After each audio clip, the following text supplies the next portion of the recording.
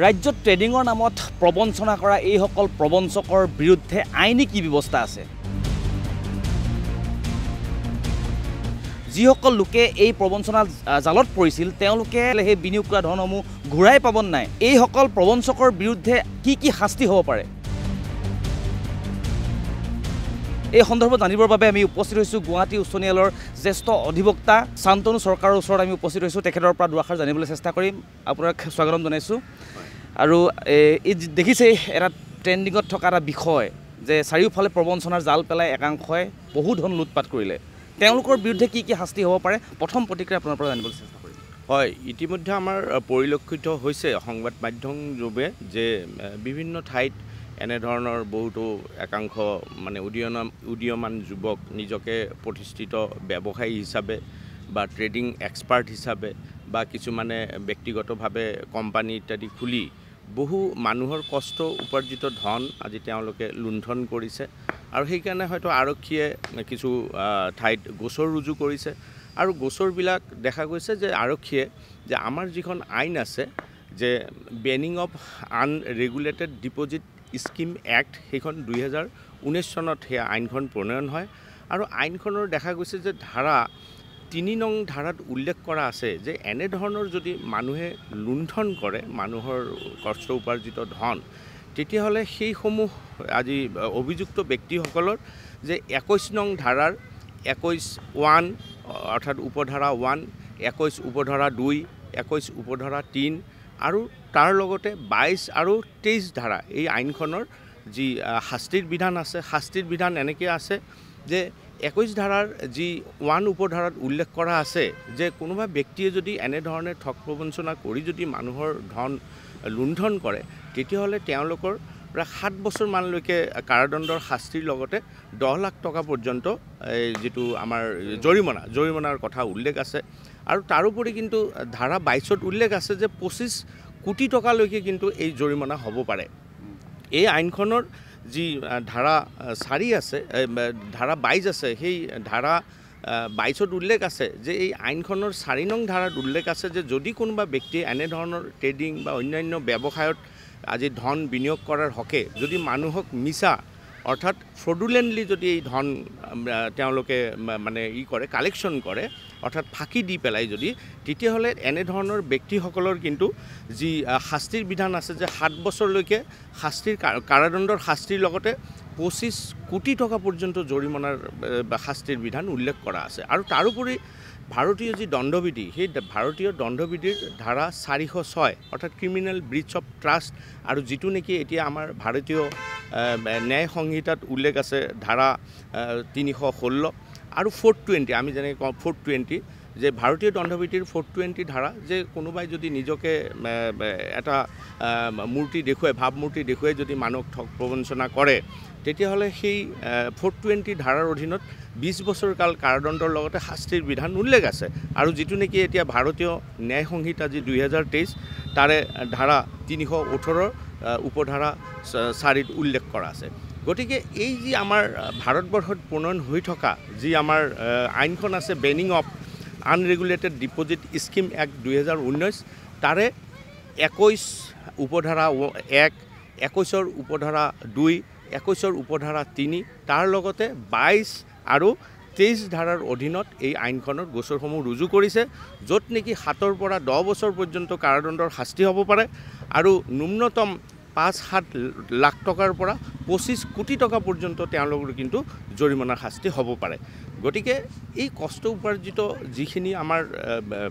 ব্যক্তি আছে, আমাৰ সমাজৰ বিভিন্ন ব্যক্তিয়ে আজি কষ্ট উপাৰ্জিত ধন তেওঁলোকে বিনিয়োগ কৰাৰ নামত বা তেওঁলোকক ফাঁকি দি তেওঁলোকে যেনেধৰণে লুণ্ঠন চলাইছিলে আৰু এই কষ্ট উপাৰ্জিত ধনেদি তেওঁলোকে যি বিলাসী জীৱন যাপন কটাইছে, ইতিমধ্যে আমি সংবাদ মাধ্যম যোগে আমাৰ পৰিলক্ষিত হৈছে যে একোজন ব্যক্তি কৰোৰ অৰ্থাৎ কোটি কোটি টকাৰ সম্পত্তি তেওঁলোকৰ আছে আৰু তেওঁলোকে বিলাসী জীৱন যাপন কৰি আছে। আৰু আনকি ইতিমধ্যে বহুতো চৰ্চা হৈছে যে আমাৰ যি চলচ্চিত্ৰ জগতৰ বহুতো তেনেধৰণৰ ব্যক্তিও এই সুযোগটো লৈছে বিলাসী জীৱন যাপন বা বেলেগৰ কষ্ট উপাৰ্জিত ধন তেওঁলোকে যে লুণ্ঠন কৰি বেলেগকো উপহাৰ দিছে এনেধৰণৰ বহুতো সংবাদ মাধ্যম যোগে আমাৰ সংবাদ পৰিলক্ষিত হৈছে আৰু এনেধৰণৰ ঘটনা বা এনেধৰণৰ অপৰাধ আগন্তুক দিনত যাতে অসমত সংঘটিত নহয় আৰু তাৰ বাবে অসম আৰক্ষীক আমি নিশ্চয়কৈ ধন্যবাদ জনাইছোঁ আৰু এই সন্দৰ্ভত যদি আৰক্ষী সষ্টম হয় বা আইনৰ যি কঠোৰ ব্যৱস্থা আছে যদি এনেধৰণে আৰক্ষী সষ্টম হয় বা আইনগত দিশত যদি ভালকৈ এই গোচৰসমূহ সক্ৰিয়ভাৱে যদি ন্যায়ালয়ৰ ভূমিকা পালন কৰে নিশ্চয়কৈ এনেধৰণৰ যিসমূহ ব্যক্তি আছে যে লুণ্ঠন ৰাজ চলোৱা বা কষ্ট উপাৰ্জিত ধন তেওঁলোকে ফাঁকি দি পেলাই ঠগ প্ৰবঞ্চনা কৰি তেওঁলোকে নিজৰ বিলাসী জীৱন যাপন আৰম্ভ কৰিছিলে বহুতো কষ্ট উপাৰ্জিত ধন তেওঁলোকে লুণ্ঠন ৰাজ চলাই যি অপৰাধসমূহ সংঘটিত কৰিলে তেওঁলোকৰ কাৰণে কিন্তু যি আমাৰ benign of regulated deposit scheme act আছে 2019 চনত প্ৰণয়ন হোৱা তাৰে ধাৰা 21, 22, 23 আৰু যি ভাৰতীয় ন্যায় সংহিতা তাৰে কিন্তু 316 আৰু 318 ধাৰাৰ অধীনত মানে কঠোৰ শাস্তিৰ বিধান উল্লেখ কৰা আছে আৰু 22 ধাৰাৰ অধীনত এই আইনখনৰ যে 25 কোটি টকা পৰ্যন্ত কিন্তু জৰিমনা হোৱাৰ সম্ভাৱনা উল্লেখ কৰা আছে আৰু দেখিবলৈ পোৱা গৈছে এগৰাকী অভিনেত্ৰী বুলিয়ে কৈছোঁ এগৰাকী কোৰিঅ'গ্ৰাফাৰ তেখেত বৰ্তমান আৰক্ষীক কোনো ধৰণৰ সহযোগ কৰা নাই তেওঁ যেহেতু আৰক্ষীৰ লগত সহযোগ কৰিব লাগিছিলে কিন্তু তেওঁ পলাই ফুৰাৰ এটা যিটো তেওঁৰ প্ৰৱণতা সেই প্ৰৱণতাৰ বিৰুদ্ধেও নিশ্চয় কিছু শাস্তি আছে আচলতে কি হয় ভাৰতীয় আইন ব্যৱস্থাত কোনো এজন ব্যক্তি যদি কোনো এটি অপৰাধ কাৰ্যৰ অভিযুক্ত হয় তেওঁৰ কাৰণে ৰাস্তা এটা মুকলি থাকে যে অগ্ৰিম জামিনৰ আবেদন তেওঁ কৰিব পাৰে আৰু যদি আৰক্ষীয়ে তেওঁক গ্ৰেপ্তাৰ কৰে তেতিয়াহ'লে জেলত থাকিও মানুহ বা অভিযুক্ত ব্যক্তিজনে আজি জামিন আবেদন কৰিব পাৰে ইতিমধ্যে সংবাদ মাধ্যম যোগে আমাৰ পৰিলক্ষিত হৈছে যে অগ্ৰিম জামিন হয়তো তেওঁ আবেদন কৰিব উচ্চ ন্যায়ালয় আছে বা আমাৰ সত্ৰ ন্যায়ালয় আছে তাতে অগ্ৰিম জামিন তেওঁ আবেদন দাখিল কৰিব পাৰে কিন্তু এনেধৰণৰ কি হয় যে সাধাৰণতে আৰক্ষীয়ে বিচাৰি থকা যিকোনো অভিযুক্ত যদি আৰক্ষীক সহযোগ নকৰে তেতিয়াহ'লে দেখা যায় যে সেই ব্যক্তিজন বা পলাতক ব্যক্তিজন বা আৰক্ষীক সহায় নকৰা ব্যক্তিজন হয়তো তেওঁ অপৰাধটোত মানে যিটো ডাইৰেক্টলি অতঃপ্ৰোতভাৱে হয়তো জড়িত থকাৰ সম্ভাৱনাটো প্ৰবল হৈ পৰে আৰু এই ক্ষেত্ৰত তেওঁ এজন অপৰাধী হিচাপে হয়তো আৰক্ষীৰ চকুত গণ্য হ'ব দেখিবলৈ পোৱা যায় যে কিছু বহু লোকে ক'লা ধন বগা কৰাৰ কিছুমান চক্ৰান্তও কৰে সেই যিসকলে কৰে বা এই প্ৰবঞ্চনাৰ যিসকলে জাল পেলায় তেওঁলোকে এই কাম কৰি আছে বহুতে ক'লা ধন বগা ধন হিচাপে তেওঁলোকে ইউজ কৰিব বা ৰাইজক দেখুৱাব চেষ্টা কৰে এইসকলৰ বিৰুদ্ধে কিবা হয় তেনেধৰণৰ আইনগত ব্যৱস্থা আছে আৰু যিহেতুকে আমাৰ যিটো ইনকাম টেক্স যি আমাৰ আয়কৰ বিভাগ আছে তেওঁলোকেও সেইটো মানে সষ্টম হ'ব লাগিব কাৰণ আজি ক'লা ধনসমূহৰ উৎস আজি কি হয় যে ক'লা ধনসমূহ বেলেগ উৎসৰ পৰা তেওঁলোকে আৰোহণ কৰিলে আৰু সেইসমূহ বগা কৰিবলৈ হ'লে কোনোবা ঠাইত তেওঁলোকে বিনিয়োগ কৰিব গতিকে আজি এজন 100 টকা আয় কৰা ব্যক্তি এজনে হঠাৎ 100 কোটি টকা বিনিয়োগ কৰাৰ উৎসটো সেইটো কিন্তু বিচাৰিব পৰা যায় আৰু সেই ক্ষেত্ৰত যদি আয়কৰ বিভাগ আছে বা আৰক্ষী প্ৰশাসন আছে বা ইডি ডিপাৰ্টমেণ্ট আছে এনেধৰণৰ আমাৰ বহুতো তেনেধৰণৰ এক্সিকিউশ্যন আমাৰ বিভাগ আছে যিসকল সষ্টম হ'লে কিন্তু এই ক'লা ধন আৰোহণ কৰি মানুহ বগা ধন পৰিণত কৰিবলৈ যি বিনিয়োগ কৰে সেইসমূহ কিন্তু আইনগতভাৱে ধৰাত পৰাটো তেনেই সহজ কিন্তু এই ক্ষেত্ৰত আজি বিভাগসমূহৰ মন থাকিব লাগিব তেনেধৰণৰ তেওঁলোকৰ ইণ্টাৰেষ্ট থাকিব লাগিব আৰু ইতিমধ্যে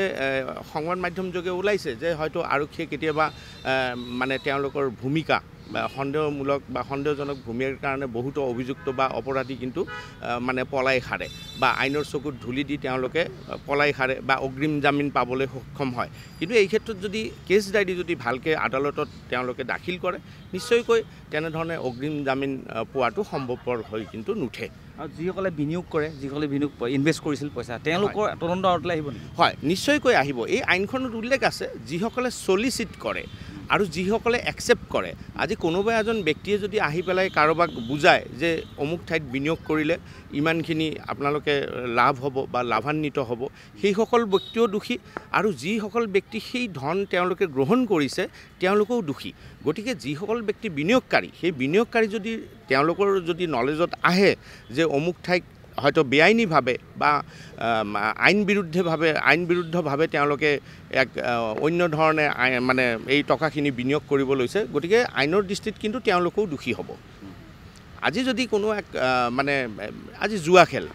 খেল কিছু কিছু ঠাইত বা লটাৰী খেল আজি বেন কৰা আছে। আজি যদি কোনোবা এজন ব্যক্তিয়ে সেই জুৱা খেলত মানে পাৰ্টিচিপেট কৰে, তাতে যদি বিনিয়োগ কৰে, সেইজন ব্যক্তিও দোষী, আৰু যিসকল সেই জুৱা খেল পাতিছে তেওঁলোকেও দোষী। গতিকে